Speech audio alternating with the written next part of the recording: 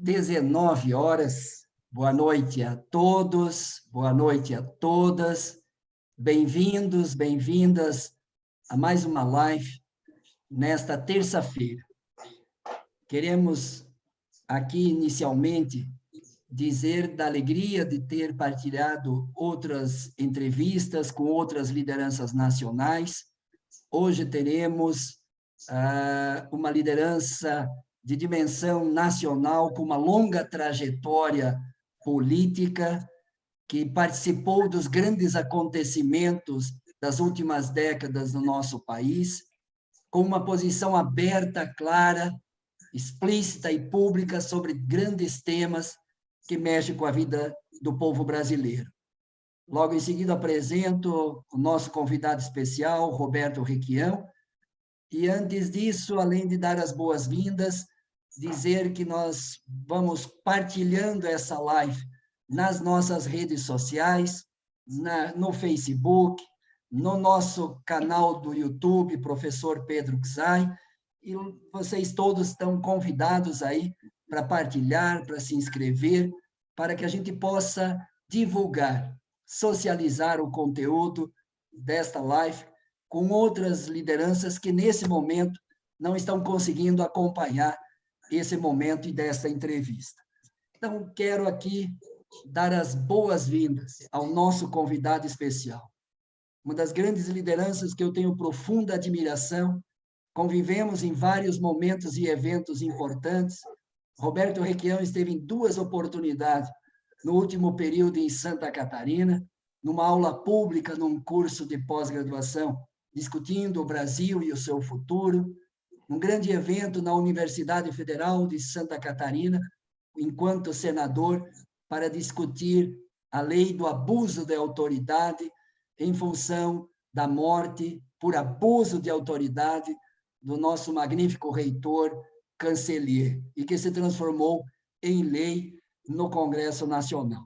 Então, por isso, bem-vindo aqui, Roberto Requião, que é formado pela Universidade Católica do Paraná em jornalismo, formado pela Universidade Federal do Paraná no curso de Direito, com uma longa experiência na militância política, no MDB, na condição de eleito deputado estadual, secretário de Estado, governador do Estado do Paraná por um longo período, com uma grande experiência na gestão pública do querido Estado paranaense, e senador da República, como um dos grandes e maiores senadores que esta República já teve. Para mim, como professor universitário, hoje parlamentar, deputado federal, tenho honra, tenho muito orgulho de ser amigo do Requião, tenho muita admiração pela trajetória e pela história desta grande liderança que tem posição clara e aberta. Por isso, muito obrigado pela sua generosa e solidária disposição, Roberto Requião, de participar deste momento em época de pandemia. A rede social acaba se transformando num instrumento, numa ferramenta e numa metodologia de militância social e de militância política. Com certeza, o senhor também, com toda a sua trajetória, percebe que esse é um momento de isolamento de um lado e, de outro lado, também participar e militar. Falando em pandemia, além de dar uma boa noite e as boas-vindas, Requião, como que o senhor está vivenciando esse momento de pandemia e qual a sua posição em relação ao governo federal, do governo Bolsonaro, sobre a forma como está encarando esta crise sanitária mundial e que afeta diretamente agora o epicentro, que são os Estados Unidos e o Brasil. Boa noite, Requião. Bem-vindo, amigo, companheiro de longa jornada. Boa noite, Pedro. Hora da rasgação de seda, né? Mas essa tua rasgação de seda não vale. Eu sabia que ela acaba sendo um autoelogio, que nós pensamos mais ou menos a mesma coisa sobre a crise, o quadro internacional e o que acontece no Brasil hoje. Nós, e a nível internacional, por incrível que possa parecer, o Papa Francisco, que tem tomado uma posição de extrema clareza contra o avanço do capital sobre o trabalho, a supervalorização do capital sobre o trabalho. Eu, geralmente, quando falo sobre isso, Pedro, eu cito uma situação que eu concebi no início da minha carreira, campanha de deputado estadual e de prefeito. Eu dizia o seguinte: imaginem um tronco partido por um raio e caído na beira de uma estrada. É apenas um tronco partido, rojado, abandonado na beira de uma estrada. Até quando o homem, com a sua inteligência e o seu trabalho, se debruce sobre ele e o transforme num bem econômico? Uma mesa, uma cadeira, uma tábua de lavar roupa, produto da sua inteligência e da sua operosidade. É só o trabalho e a inteligência do homem que produzem riquezas. Mas nós estamos num momento em que o capital financeiro, que é uma captura do trabalho acumulado da inteligência das populações, passa a ter mais importância no Brasil do que a importância fundamental do trabalho e dos trabalhadores que constroem esse modelo de soberania e de convivência social que nós estávamos, no Brasil, construindo até agora. Hoje, eu vejo, por exemplo, que o governo do Bolsonaro está em guerra com a pandemia, com o coronavírus. Mas a guerra deles é contra o coronavírus, mas não é a favor do trabalho, da soberania e da nação. É a favor do capital financeiro. Eles querem rapidamente derrotar o coronavírus, mesmo que isto signifique um dano colateral do número imenso de mortalidades da população e, fundamentalmente, a população mais pobre dos trabalhadores. Então, nós temos que entender que o que acontece no Brasil com esse incidente do coronavírus é o mesmo que já havia acontecendo. É a briga do capital financeiro, porque nem o capitalismo tradicional significa mais, é o capital financeiro se sobrepondo às populações, aos direitos, à felicidade dos povos e ao projeto brasileiro que nós estamos montando. Eu dizia hoje para alguns amigos, citando o velho Carlos lá atrás, que os nossos erros nós temos que chamar de experiência. Nós temos que aprender com os erros que cometemos, e não foram poucos, não é, Pedro? Não foram poucos. Talvez não tenham sido nossos pessoais, mas é erro do time e nós estávamos jogando juntos. Nós temos que aprender com os erros e temos, fundamentalmente, Pedro, ao invés de ficar brigando com o Bolsonaro, no Twitter, lá, vez ou outra, é até bacana. Mas a nossa preocupação fundamental tem que ser em montar um projeto para o Brasil. Um projeto que seja um projeto meio, um projeto eficiente e que possa ser apoiado pelo conjunto da população numa transformação. Não seria o seu projeto, não seria o meu projeto. É um projeto factível. E restabelecer o processo democrático para que o povo, nesse espaço e com o desenvolvimento retomado, possa nos dar a direção definitiva de como vai ser a nossa política, como vai funcionar o Estado, a administração pública e de que natureza será definitivamente o nosso desenvolvimento econômico. Eu não sou um fã dos chineses. Eu tenho muita crítica ao modelo chinês, que não é capitalista, né? É uma tentativa de um Estado e de um partido forte planejando tudo e descentralizando a operação de algumas coisas. Eles dizem que isso é a volta ao capitalismo. Não é. Mas o presidente da China hoje apareceu na internet dizendo o seguinte: a China está jogando todo o seu esforço, toda a tecnologia acumulada para tentar desenvolver uma vacina contra o coronavírus. Mas se essa vacina for desenvolvida pela China, ela será propriedade da humanidade. Não será, no esquema capitalista, propriedade de um laboratório que quer enriquecer os seus acionistas com a venda de uma leniência para esse desastre absurdo do coronavírus, que é o desastre do século. Requião, 2 pontos que o senhor traz aqui, queria aprofundar um pouco. O primeiro, a pandemia desnuda a importância dos trabalhadores, a importância de quem produz a riqueza. E o senhor sabe, como senador da República, que participou da votação e votou contra a reforma trabalhista que retira direito dos trabalhadores, e a Emenda Constitucional 95, que congela para 20 anos os investimentos na saúde e na educação. O neoliberalismo, de certa forma, é denunciado pela própria pandemia, pela própria crise sanitária. O Brasil tem o Sistema Único de Saúde. Nesse momento de pandemia, a sociedade brasileira e mundial precisaria se fortalecer para que o Estado tenha o protagonismo, não o rentismo, não os banqueiros, mas o Estado com as políticas públicas. O que significa esse Estado de desenvolvimento, um modelo de desenvolvimento onde o Estado tem protagonismo? Ou pós-pandemia, o neoliberalismo vai voltar com força? E a segunda, que se relaciona com essa segunda questão que o senhor trouxe, do papel do Estado chinês na busca de solução para a humanidade, para a sociedade. Então, o papel do Estado vai ser estratégico no pós-pandemia. A derrota do neoliberalismo é algo imprescindível. O neoliberalismo, com face financeira, do rentismo, dos banqueiros, como construir a política pública de Estado nesse momento da pandemia que denuncia a necessidade de mais recurso para a saúde pública, para o trabalho, para o direito dos trabalhadores, para voltar ao consumo, inclusive emprego, e, de outro lado, do ponto de vista mundial, o neoliberalismo entra em crise, vai ser uma outra globalização, ou vai ser os nacionalismos da extrema-direita que vão se fortalecer? Qual a leitura que o senhor faz desses dois pontos que trouxe aqui para o nosso debate? Pedro, no período anterior ao coronavírus, essa direita brasileira, patrocinada pelo capital financeiro mundial, operada pela Globo, pelas redes de comunicação televisiva, pelos grandes jornais, nos diziam o seguinte: o Estado tem que ser mínimo. Ele só deve se dedicar à saúde, à educação e à segurança.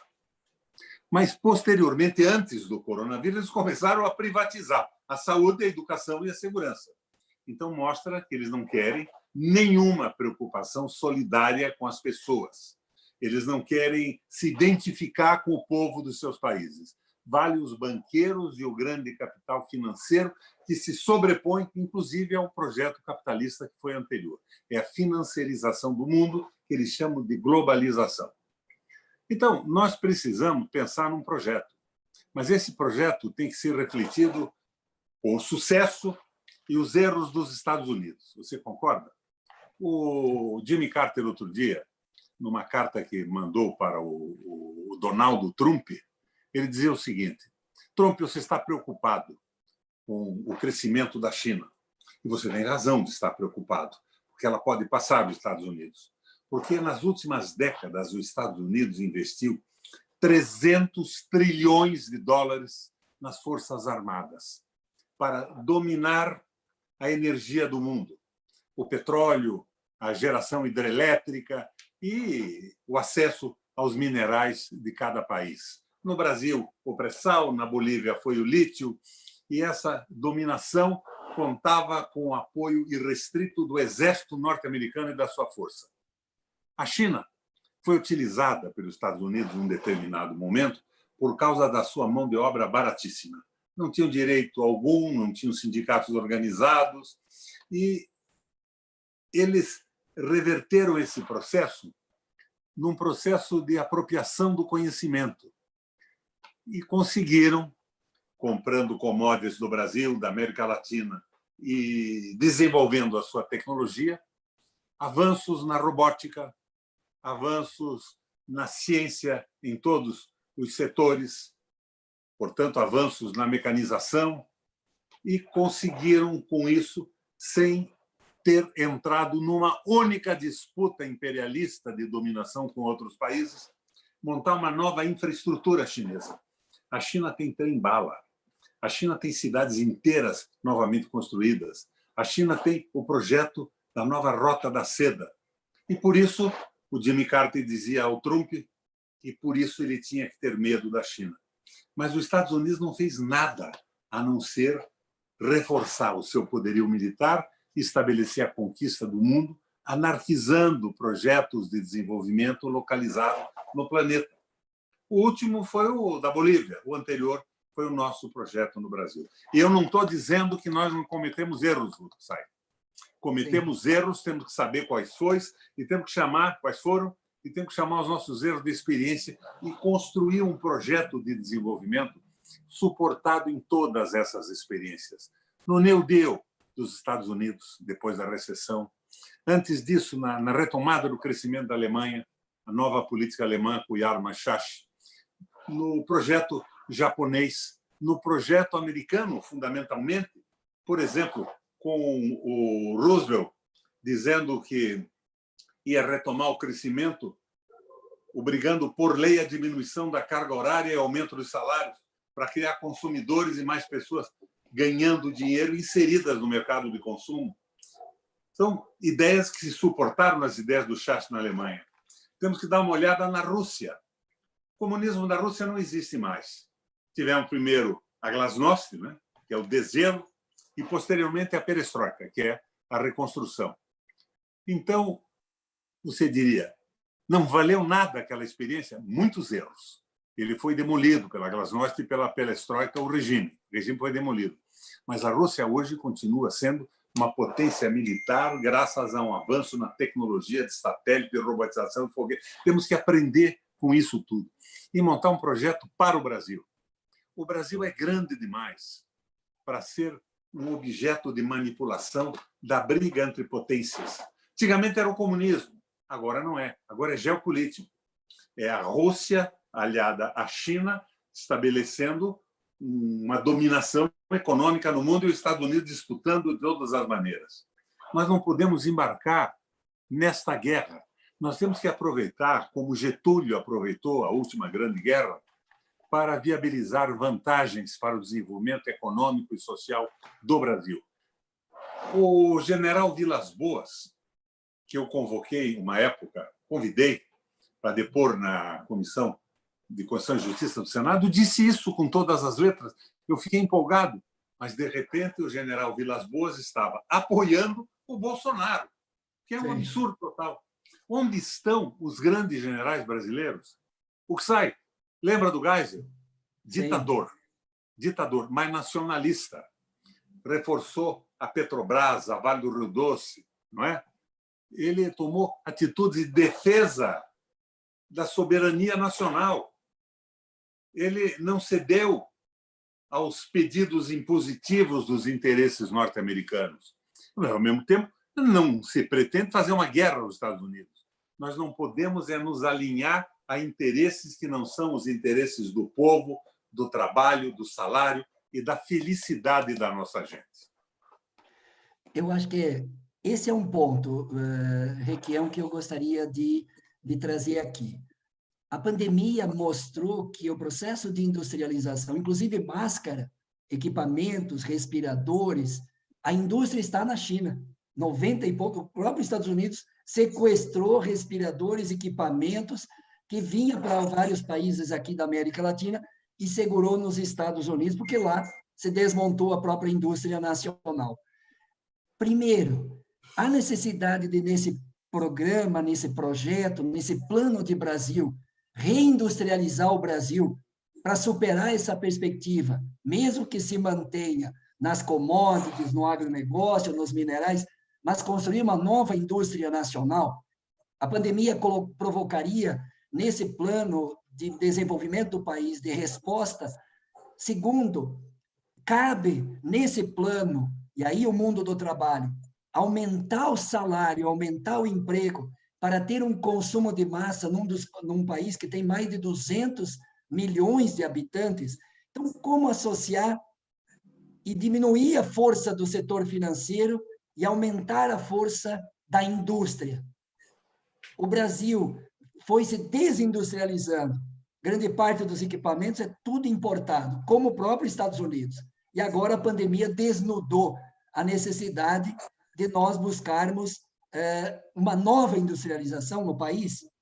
Passa por aí um dos elementos desse novo plano nacional, esse novo projeto de país que o senhor está propondo para as forças democráticas brasileiras?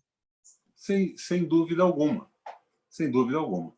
Nós precisamos restabelecer os investimentos em ciência e tecnologia e, fundamentalmente, restabelecer o necessário respeito aos trabalhadores e ao trabalho. Eles estão fazendo exatamente o contrário. Embora, Pedro, às vezes existam alguns fatos que desmentem esta submissão absoluta do Brasil no processo de fabricação de equipamentos, por exemplo, do respirador. Hoje, eu vi na internet, você deve ter visto também, o presidente latino-americano da Mercedes-Benz dizendo que eles, com o Instituto Mauá, desenvolveram um respirador baratíssimo que podia ser fabricado e vendido para o país inteiro, e o governo não autorizou a produção até agora. Estão bloqueando a produção. Aqui em Santa Catarina também tem empresa que quer fabricar respiradores e o governo não liberou. Deviam fazer um respirador para o governador de Santa Catarina, né? Quem sabe se respirando oxigênio puro ele melhorava as bobagens que está fazendo. É isso. Não precisaria comprar 200 respiradores por 33 milhões. Verdadeira loucura, né? E isso está acontecendo no Brasil inteiro, não é só a prefeitura. Malandro, é a nova política, né? Nós, os políticos antigos, éramos viciados no discurso da Globo. E esse discurso contaminou o Brasil. Mas os novos vieram sem nada na cabeça. É um novo, é a juventude. Minha gente, o que tem que mudar, o que tem que evoluir é o projeto nacional, é a visão de Estado. Não são pessoas mais jovens ou menos jovens. É o projeto nacional que tem que ser renovado. E a experiência é fundamental nisso também. Claro que é bom que se renove os quadros nos parlamentos, nas câmaras de vereadores, no Senado e tudo mais, mas a renovação foi trágica, porque a impressão que eu tenho é que foi dominada a política brasileira por um grupo de nécios, de imbecis, de iludidos com bolsonarismo, com terra plana e essa coisa toda, e que no poder acabam comprando o respirador por R$270 mil, como em Santa Catarina.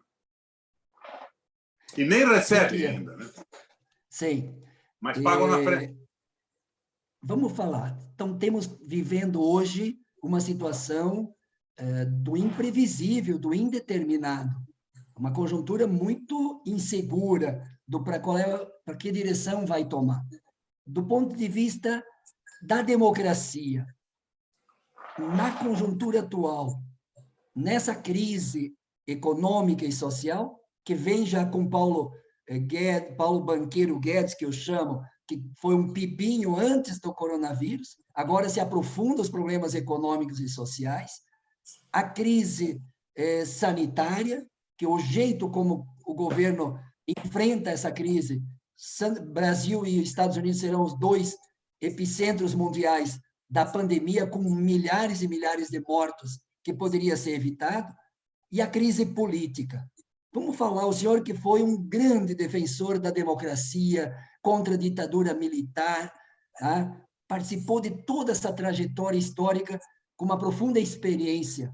Neste momento, nós estamos vivendo o aumento do autoritarismo, quando um presidente vai para manifestações, não só desrespeitando as orientações da saúde, mas também da democracia e da Constituição, quando propõe um rompimento com o Congresso, com o Supremo, fechar o Congresso, fechar o Supremo Tribunal. Nós estamos vivendo um período de exceção, de estado de exceção, de protofascismo. Como que o senhor vê que foi tão importante, eu sou mais novo, da luta pela democracia brasileira, o tema da democracia, nesse momento de crise econômica, social e política, pode aprofundar o desmonte das instituições democráticas brasileiras? Como que um MDBista histórico que lutou contra a ditadura militar se posiciona no tema da democracia nesse momento de crise que nós estamos vivendo? O meu partido, Pedro, o meu PMDB, o partido no qual eu ingressei, dizia no seu programa, no seu estatuto, o seguinte: o partido das classes populares, desligadas das decisões do grande capital. A mesma linha do Papa Francisco e desta luta contra a globalização, que é o avanço e o domínio do capital, sobre o trabalho, sobre os projetos nacionais. Essa guerra era nossa. O meu partido, praticamente, nesse aspecto, desapareceu, né? Ele está numa condição no Congresso de ser o principal ponto de apoio do Guedes e do Bolsonaro. Não há dúvida alguma disso. E isso vai refletir no processo eleitoral. Bom, mas esta é a visão que eu tenho do desastre que se transformou o meu velho MDB de guerra. Mesmo aqui no Paraná, que nós tínhamos uma situação muito interessante, nós temos aí quadros apoiando, dobrando no processo eleitoral com o Guedes e tudo mais. Eu fui oposição à política do PT. Eu fui apoio às políticas sociais, com toda clareza. Mas eu nunca consegui engolir o Meirelles. Eu nunca consegui engolir o Levi... Como é o nome do outro lá? Que sucedeu o meu... Joaquim Levy. Joaquim Levy. Porque o que faz hoje o Guedes é a mesma coisa que eles vinham fazendo, só com mais rapidez. Eu esperava uma reação, por exemplo, do setor militar. Mas, de repente, eu descubro que o setor militar é uma corporação. Nenhuma preocupação com o Brasil. Preocupação com as vantagens que podem conseguir do ponto de vista salarial, das suas aposentadorias, do apoio às suas famílias. Não existem mais militares como o velho Geisel, que era um ditador, mas era nacionalista. Os nossos militares estão submetidos aos interesses norte-americanos. E daí, dizem alguns, Pedro, a Polícia Federal tem que ser independente do governo. Que bacana, né? Mas dependente, inclusive, economicamente, do FBI e da CIA, que pagam delegados brasileiros para fazer os serviços encomendados pelos seus interesses econômicos. Então, nós estamos vivendo uma esculhambação generalizada, construída pelas grandes redes e por uma falta nossa. Nós deixamos de trabalhar pela formação de uma consciência nacional, dando opções ao povo para dirigir. Esse erro fundamental que nós temos que pensar e partir por outro caminho. Mas precisamos, eu acho que no momento... Sérgio Moro, com toda a Lava Jato, que ali de Curitiba, que o senhor foi prefeito de Curitiba e governador do Paraná, desempenhou essa mediação e essa aliança com os americanos, com o Departamento de Estado norte-americano, para entregar a Petrobras, entregar nossas empresas de construção, da engenharia, o que era mais nobre do nacionalismo e desenvolvimentismo brasileiro. Sérgio Moro representou esses interesses dos Estados Unidos, é isso que o senhor tenta construir o raciocínio? Não só representou, como ia uma vez por mês lá para receber instruções sobre o que devia fazer. O Sérgio Moro me entusiasmou no começo, porque ele suportou a sua ação num erro nosso, de alianças mal feitas, de uma corrupção generalizada. O Congresso, você estava lá, eu também, você sabe o que era e o que é aquilo, com desideologia, interesses pessoais, interesses corporativos. É um verdadeiro horror, não tem identidade com o Brasil. Então, isso realmente aconteceu. O Sérgio foi uma decepção absoluta, porque ele mostrou que ele não estava a serviço da luta contra a corrupção, que pegava PT pesado, PDT, PMDB, e o PT também, uma parte entrou no jogo, mas não era esse o interesse dele. Nós estamos vendo que o interesse não era esse quando nós sabemos que as investigações sobre os filhos do Bolsonaro foram suspensas para o Bolsonaro poder ganhar a eleição, que a denúncia do Paulice foi transformada numa coisa pública sem muita sustentação na realidade para detonar a eleição do Lula. A prisão do Lula teve esse mesmo fim e essas mesmas características. Então, esse pessoal joga muito mal. Agora, você me leva a pensar no tipo de aliança. Nós vamos dizer, precisamos de uma frente democrática no Brasil. Mas daí o pessoal diz, não, frente democrática. Os sindicatos se reúnem e convidam o Fernando Henrique Cardoso. O autor da teoria da dependência, do descrédito absoluto das possibilidades do Brasil e dos brasileiros. O privatizador da Vale do Rio Doce. Convidam o FHC para falar no Dia do Trabalho, no Dia da Luta do Trabalhador. Se o famoso Ustra tivesse vivo, eu acho que eles tinham convidado o Ustra também para fazer um pronunciamento. Eles estão completamente perdidos. Daí aparece aí o Felipe não sei o quê, e diz que é um líder de audiência da juventude brasileira. O cara diz, não, eu pensei, eu mudei. Bacana isso, se for verdade. Mas ele pode ser um produto também, tipo Tabata, que está sendo inventado para amanhã ou depois apoiar numa eleição direta uma candidatura da direita brasileira, dizendo que ele se arrependeu de posições que tomou. Se for verdade, bacana, porque a gente tem que evoluir, mudar. Ninguém pode ter uma fidelidade absoluta ao que pensava com 18 anos. Mas tem que evoluir, estudar, e nós precisamos nos debruçar sobre toda a evolução econômica e da liberdade no mundo nos últimos anos. E fechar com a posição do Papa Francisco. O capital é bom quando é investido numa empresa, quando gera tecnologia nova, quando paga bons salários para as famílias poderem viver, mas não pode comandar o mundo. E temos outras coisas para que esta visão simplista, como eu coloco, não seja absoluta também. É a robotização, a informatização, a tecnologia. A Alemanha, hoje, reduziu a carga horária dos seus bancos informatizados para 30 horas semanais. A mesma coisa está fazendo o Japão. E estas antas aqui aumentam a carga horária e diminuem o salário. Sim. Para fazer valer de forma fantástica o poder do capital financeiro. Então, nós temos que tomar cuidado com o tipo de aliança que fazemos. Agora, a abertura do espaço democrático e um projeto que devia ser feito por toda a oposição no Brasil, olhando os sucessos de fora e examinando e reconhecendo os projetos de esforços internos. O PT lançou agora um projeto de desenvolvimento. Não sei que economistas fizeram, e, como eu disse a você, eles já tiveram Joaquim Levy, tiveram Meirelles. Isso me assusta. Não li e não conheço. Mas um projeto devia olhar para propostas, inclusive, do Ciro Gomes. Algumas são boas, outras não são. Eu não sei aonde ele quer ir com essa loucura da caminhada que ele está traçando para ele e tentando demonizar o PT mais do que fez a Globo. Não sei, mas nós devíamos nos debruçar sobre tudo e montar um projeto razoável para o Brasil. Requião, muito bom, importante. Estamos aqui hoje participando dessa live, a todos que estão nos acompanhando, Roberto Requião, que foi deputado do Paraná, prefeito da capital paranaense, governador, senador.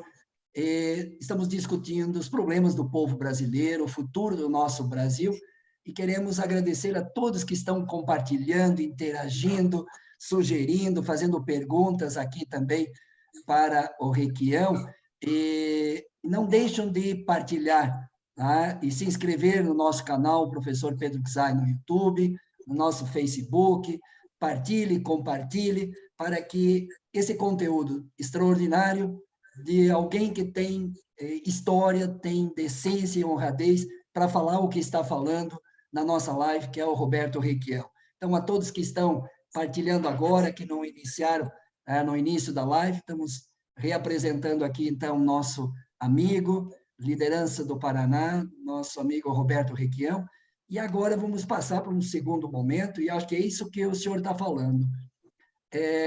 A experiência pelos erros também, a experiência não só pelos acertos. Como nós pensarmos desse período da pandemia, que não dá para ir para a rua, não dá para mobilizar-se, e nessa relação de pós-pandemia, no debate não só da democracia, mas da crise política. O senhor já fez algumas ponderações sobre o governo Bolsonaro. Na área da saúde já saiu mais um ministro e a gente não sabe qual será o novo, se vai ser mantido o general nessa absurda e equivocada forma de tratar a crise da pandemia. Na educação, menos recursos na ciência, tecnologia, com o ministro Van Traub, discípulo de Olavo de Carvalho, numa área tão estratégica para o futuro do país. Na economia, o ministro rentista dos banqueiros, aliado dos banqueiros, que muitos chamam Paulo Banqueiro Guedes, que diz que tem que passar logo a pandemia para privatizar as empresas públicas, as empresas estatais, avançar no neoliberalismo no país. Vamos falar de crise política e democracia. O senhor acha que o Bolsonaro já produziu crimes de responsabilidade o suficiente para as forças democráticas brasileiras discutir fora Bolsonaro? Mais do que o suficiente, Pedro. Já devia ter sido defenestrado. Mas ele está mantido porque, ao lado dessas asneiras todas que ele repete, de terra plana, de tentar contaminar a população rapidamente para que muita gente morra, mas se estabeleça uma imunização coletiva, nos transformando no lugar de mais mortes do planeta Terra nessa crise, o Bolsonaro está sendo sustentado porque o capital financeiro e as grandes redes de televisão e tudo mais querem a continuidade do projeto liberal do Guedes. Eles querem o fim dos direitos da população, da felicidade. Eles querem nos transformar, como dizia a ponte para o futuro do Temer, feita pelo Marcos Coimbra, eles querem nos transformar numa espécie de subnação, com um povo semi-escravizado e submetido aos projetos econômicos de outros países. Esse neoliberalismo não dá certo no mundo. Ele desgraçou o governo da Merkel, que tinha vantagens incríveis relativas com uma moeda desvalorizada num país industrializado diante de toda a União Europeia. Ele dificulta a possibilidade de governo da Espanha.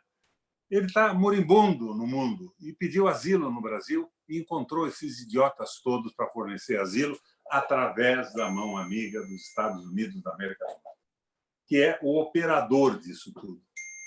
Então, o que vai acontecer com o fim dessa pandemia? Ela vai acabar num determinado momento. Com muita morte, não precisava ser assim, ela vai acabar. Mas o fim da pandemia não vai acabar a contaminação no mundo. Ela pode ter idas e voltas até que descubram uma vacina ou um tratamento que segure esse processo. Mas, até que isso aconteça, a própria política econômica do Guedes, que não deu certo no planeta Terra, vai provocar uma crise financeira e econômica no país de grandes proporções. E ela foi potencializada pelo coronavírus. Esta crise é a oportunidade dos brasileiros de verdade, nacionalistas e democráticos, apresentarem um projeto de retomada do desenvolvimento. Agora, o que me assusta? Me assusta esta louvação de qualquer quadruzinho da direita que aparece dizendo não, eu estou seguindo, mudando a minha visão, eu amadureci e tal, e vamos endeusando um e outro. Na verdade, o que nós precisamos é de um projeto factível, possível, apresentado à população para a pós-crise. Senão, as grandes redes, o capital financeiro e essa gente toda vai estabelecer a dominação do país. E eu fico com uma vergonha absoluta, Pedro, do nosso Exército brasileiro. Eu tinha paixão pelo Exército. Eu sou oficial da reserva, CPOR, né? R2. Mas nunca vi tanta, me perdoe a franqueza, tanta imbecilidade, tanta impropriedade, tanta bobagem na boca de pessoas que eu imaginava que tivessem alguma coisa diferente de merda na cabeça. Eu estou espantado com isso tudo. Mas o nosso papel é o papel da reconstrução, mas não da criação de uma frente democrática que incorpore o Guedes, o Meirelles, os representantes do Banco Itaú, do Bradesco e o Rodrigo Maia. O Rodrigo Maia é endeusado pela tua bancada, inclusive em determinados momentos no Congresso, daí ele bota para votar a carteira verde e amarela. Não é possível isso. Não é possível. O nosso caminho não é esse.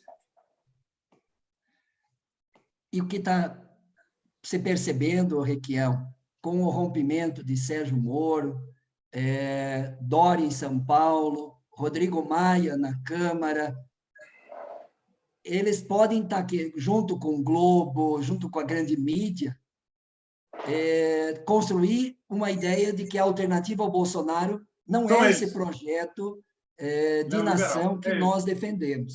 Então, como se diferenciar? E acho que essa é a questão que o senhor podia contribuir conosco. Em que bases a gente se diferencia não só do bolsonarismo, dessa extrema-direita desqualificada, incompetente, entreguista, que vai desmontando a soberania nacional, mas essa outra que tem uma roupagem de Tabata, de Dória, de Sérgio Moro, que com o lavajatismo, que o senhor já muito bem aqui teceu comentários, a partir da elite brasileira, do grande capital, junto com Guedes, junto com Dória, junto com Rede Globo. Em que bases, então? Quais são as bases fundamentais desse projeto de nação, desse projeto de Brasil de desenvolvimento? O senhor tem trazido o debate da nova economia do Papa Francisco, que eu acho que é uma das bases, outras bases mundiais, e da experiência brasileira, das políticas sociais, da política econômica. Keynes está sendo ressuscitado aí com a crise da pandemia. Em que bases que o senhor, do ponto de vista social, econômico e político, no sentido de pensar esse Estado brasileiro para o seu futuro, para ser soberano, independente, fala um pouco mais das bases desse novo projeto que o senhor tem insistido desde o início da nossa live. Bom, eu geralmente defino o projeto como uma anedota filosófica.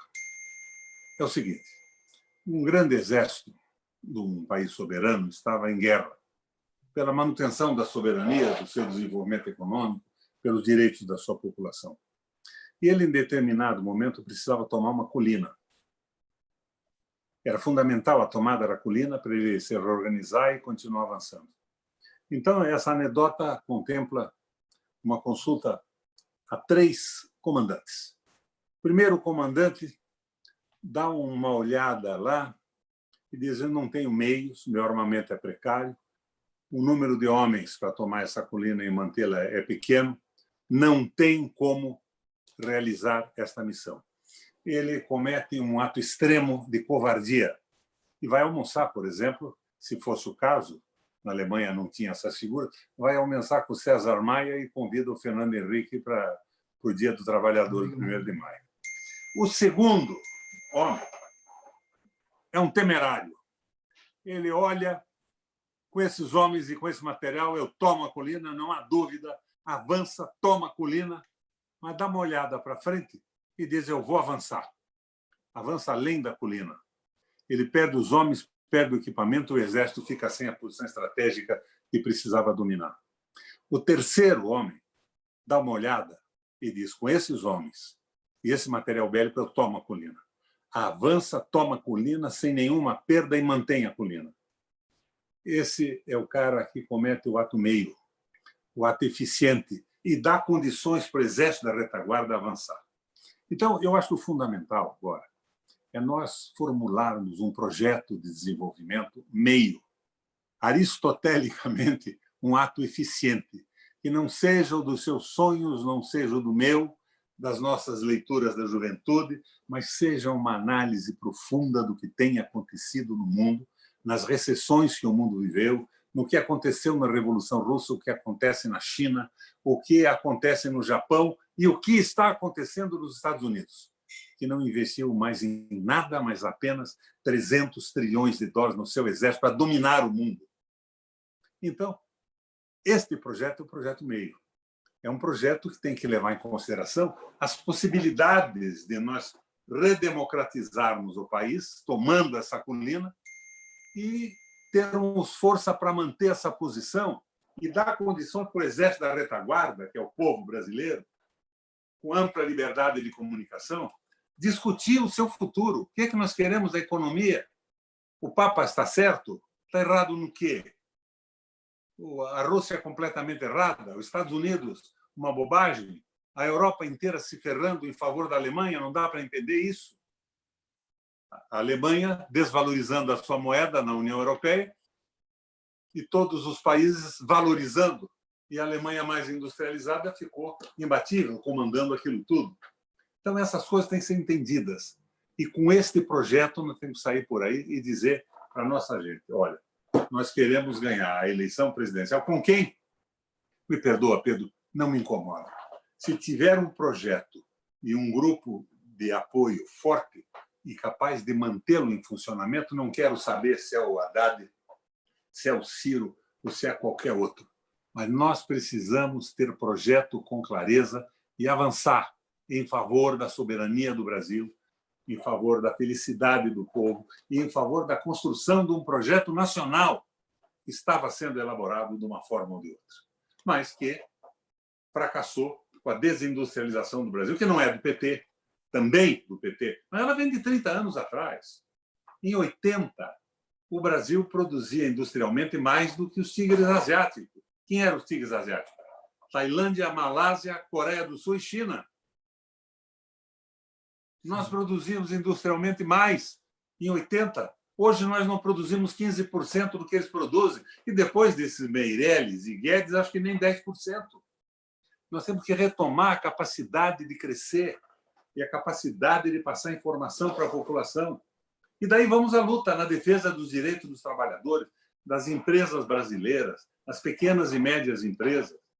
Agora, eu curto a tristeza de ver oficiais do nosso... que hoje o tal novo ministro da Saúde botou mais 9 militares no Ministério da Saúde. Ora, minha gente, tenha dó, não é possível isso. Para nada. Para eliminar o isolamento social, acelerar a contaminação, para o capitalismo financeiro vencer a guerra contra o coronavírus, mesmo que seja à custa da morte de pobres e trabalhadores no Brasil em números absurdos. Então, eu acho que é por aí.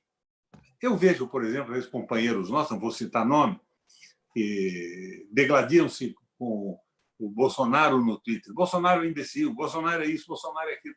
Mas ninguém fala no domínio financeiro dos bancos, do capital, e de um projeto que leve em consideração o Brasil-nação, os sonhos da nossa gente, as nossas possibilidades, e a comparação com essa gente que nos ultrapassou em 50 anos, de uma forma brutal.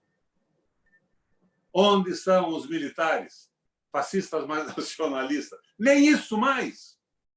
É um bando de nécios, de bobos, pensando... Você veja, eu vi outro dia, eu tinha uma esperança danada no Vilas Boas, depois da palestra que ele fez na Comissão de Constituição e Justiça do Senado. O Brasil é grande demais para submeter os interesses econômicos dos Estados Unidos, da Rússia ou da China. Nós precisamos ter uma posição clara. De repente, ele tem uma filha empregada da Damares, e parece que em outro ministério também. E ele mesmo, com a sua aposentadoria de general do Exército, tem mais um cargo, não sei aonde, lá de 13 mil e pouco. Minha gente, é muito pequeno, não tem Brasil na cabeça e na visão dessa gente. Corporativismo é a manifestação coletiva do individualismo. Eles não têm nenhum interesse pelo país, pelo povo, e não se identificam com o povo trabalhador do Brasil. Então, nós temos que ir por aí. Eu acho que esse é o caminho. E um bom caminho é o que nós estamos fazendo aqui agora. Estamos tentando discutir e levar esse esclarecimento a muita gente. Muito bom, Requião.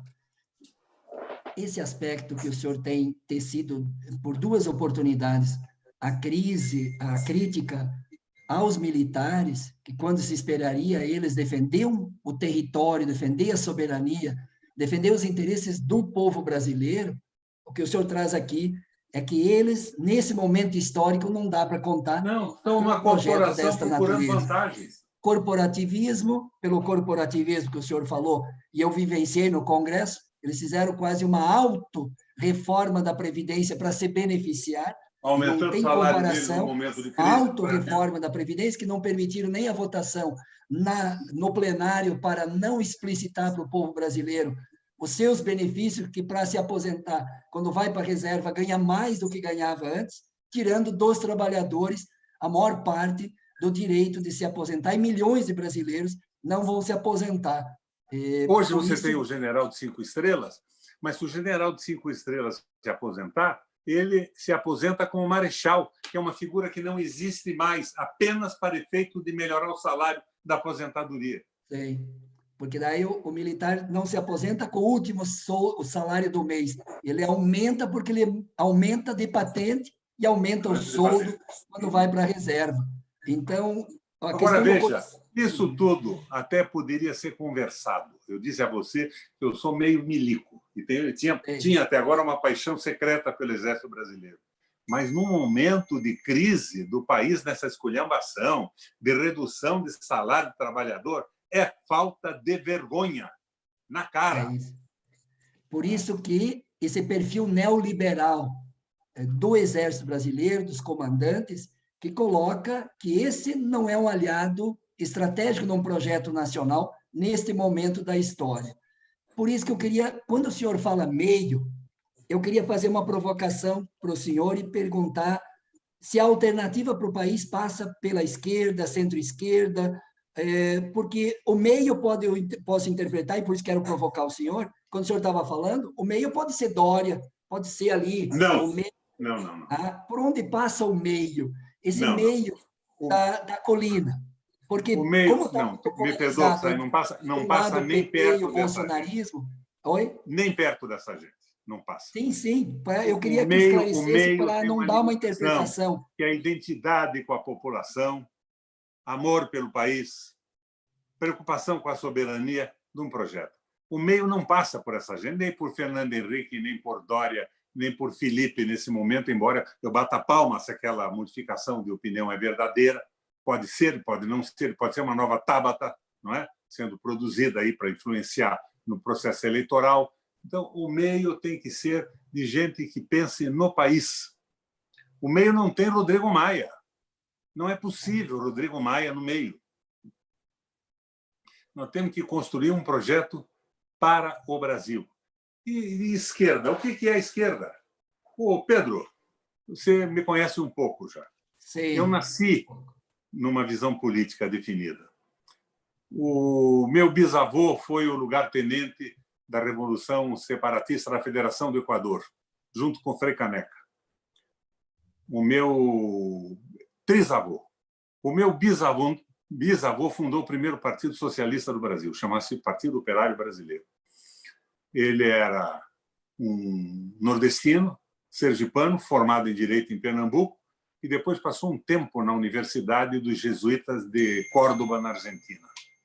Tá? E ele montou o primeiro Partido Socialista do Brasil, reforma agrária, valorização do trabalho, de um ponto de vista não marxista. Mas ele se suportava nas ideias do Bentham, do Stuart Mill, numa leitura libertária pela esquerda. Foi no dia seguinte da proclamação da República. O meu avô era coronel do sertão do Sergipe. E eu, quando fui governador, abri os arquivos do DOPS e diziam que ele era do Partido Comunista. E o meu pai era um militante político, meu pai era um médico, que não cobrava no seu consultório segunda, terça e quarta-feira. Ele cobrava só quinta e sexta do pessoal que podia pagar. Segunda, terça e quarta ele atendia o pessoal da periferia, porque ele achava que a sua profissão era uma missão. Agora, eu não posso me agarrar em visões construídas que já foram dilaceradas pelo tempo. O cara diz, eu sou comunista, marxista, leninista. Ora, tenha dó. Modus in rebus, pensa um pouco no que teve de positivo, no que teve de negativo.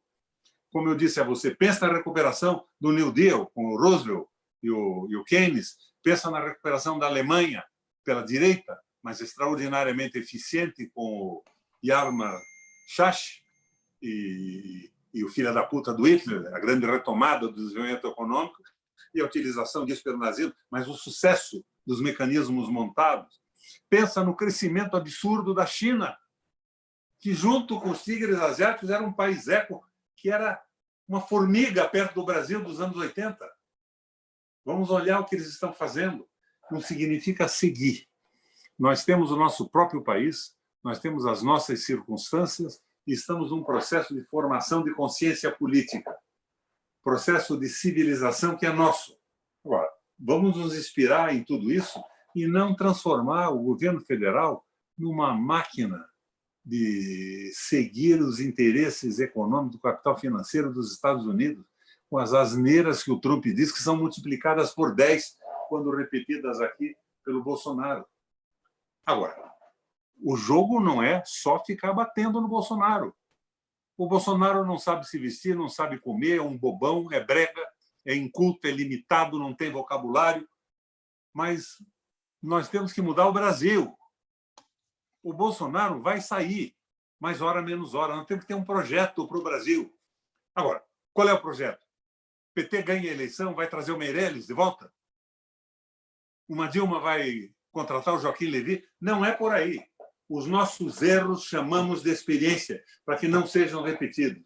Mas nós precisamos consolidar isso num projeto que possa ter o apoio da nacionalidade democrática e popular brasileira por inteiro. Não com a infiltração de picaretas, com frentes maravilhosas, como eles propõem, que todos os operadores dos bancos participam. Depois, com o processo eleitoral, os operadores dos bancos compram os partidos, compram os parlamentares, com o apoio da Globo dos Estados Unidos, e nós vamos ficar falando como estamos agora, você aí em Santa Catarina e eu aqui na garagem da minha casa em Curitiba. Não é por aí. Projeto. Projeto. Eu acho que eu fiz essa provocação para explicitar uma posição tão clara e cristalina do Requião na defesa deste país, desse Brasil, e fala com paixão, fala com convicção na defesa das suas ideias.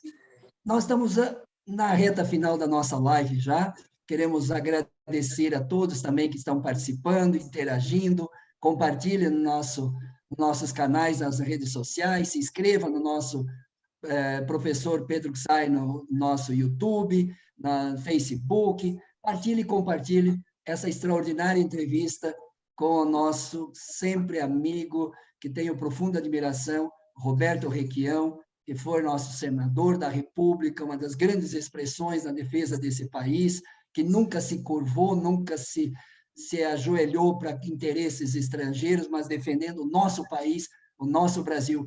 E, Requião, eu tenho um sentimento que quando o Bolsonaro foi lá nos Estados Unidos e fazer continência para a bandeira dos americanos, que é até o Washington Post... E visitar a sede da CIA na companhia do Sérgio Moro.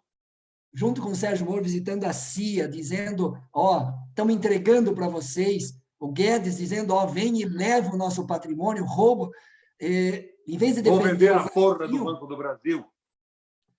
Então a indignação, e esses caras andam com a bandeira verde e amarela, com a bandeira do Brasil, e são os mais entreguistas do nosso país.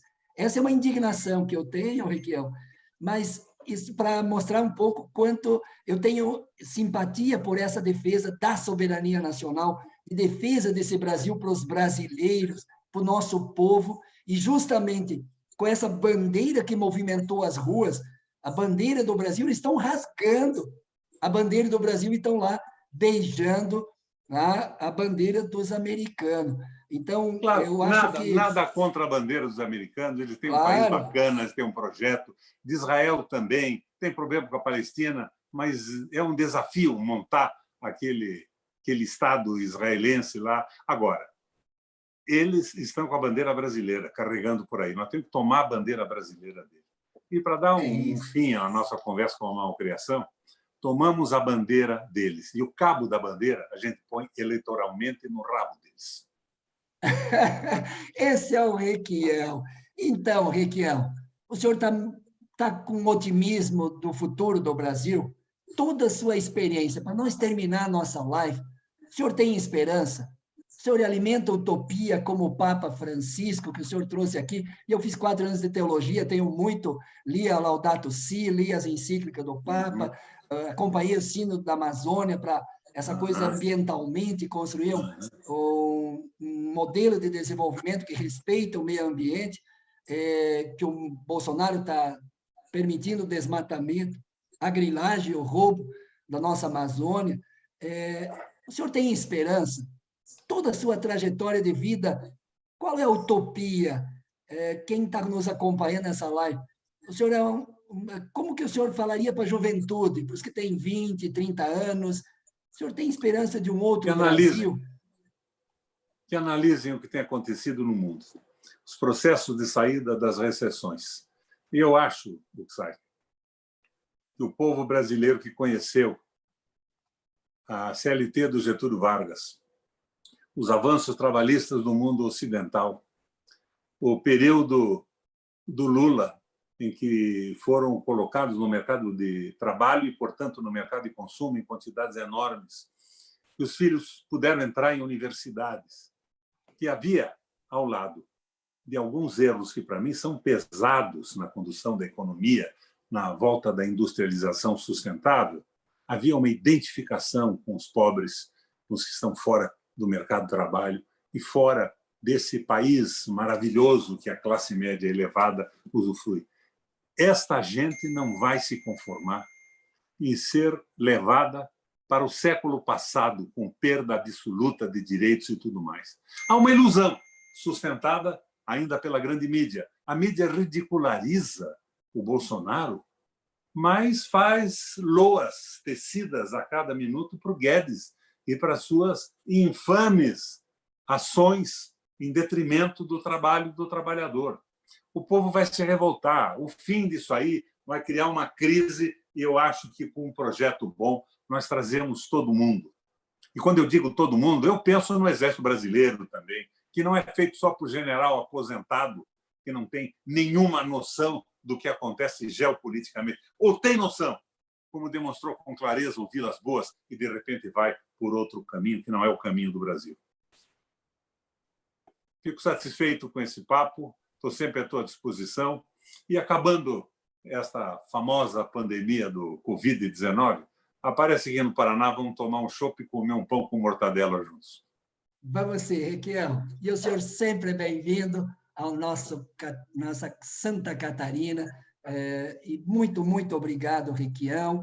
Obrigado a todos que nos acompanharam nessa live, de forma generosa, solidária e militante, né, Requião? Acho que o senhor é um grande militante das grandes causas, das grandes lutas, dos grandes projetos. E um projeto de nação, eu acho que é a melhor causa da vida de alguém.